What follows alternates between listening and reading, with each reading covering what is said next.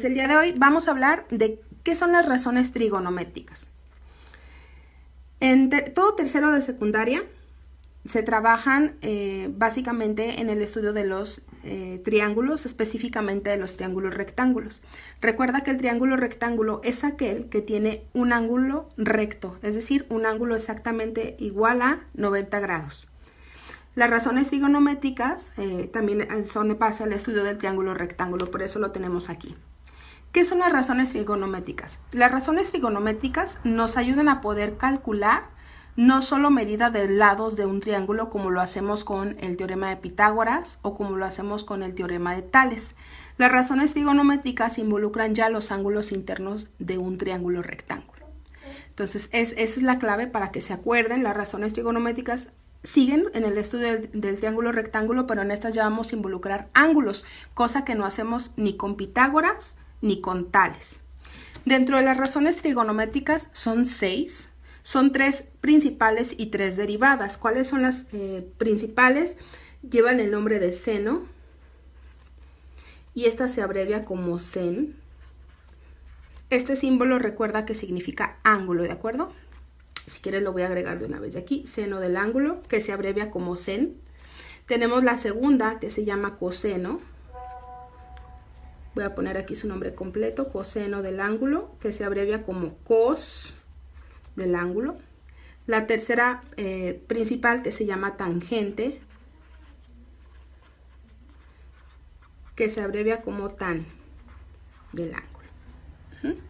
Ahora, dentro del estudio del triángulo, nosotros ya sabemos cómo se nombran cada uno de los lados del triángulo. Sabemos que una de ellas se llama hipotenusa y que los otros dos se llaman catetos.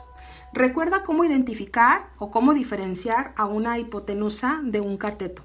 La hipotenusa es el lado más largo del triángulo, o también recuerda que lo puedes ubicar como es el lado que está justo enfrente del ángulo recto. Esta es la hipotenusa. Por lo tanto, este lado y este otro llevan el nombre de catetos.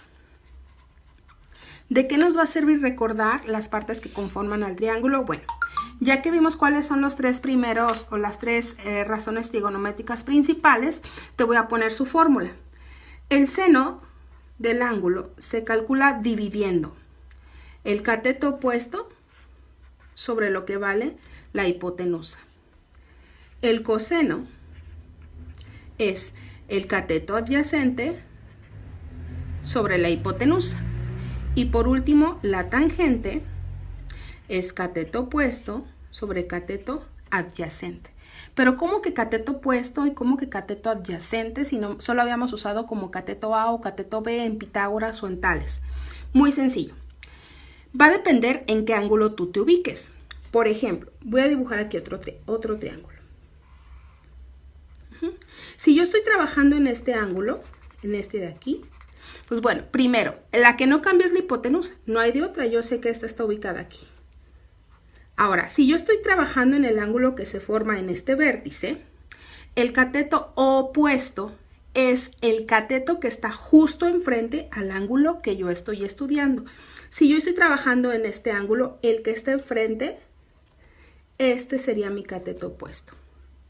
Por lo tanto, este otro lado sería mi cateto adyacente.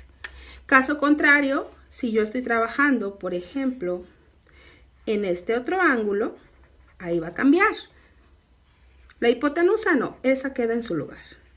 Pero si estoy trabajando en el ángulo que se forma aquí en el vértice superior, el cateto opuesto otra vez es el que está justo enfrente. Este sería mi cateto opuesto, por lo tanto este es mi cateto adyacente. Te recuerdo que son 6 razones trigonométricas, estas son las 3 principales y existen otras 3 que se llaman derivadas, que esas las vamos a ver en el siguiente video. Muchas gracias a todos.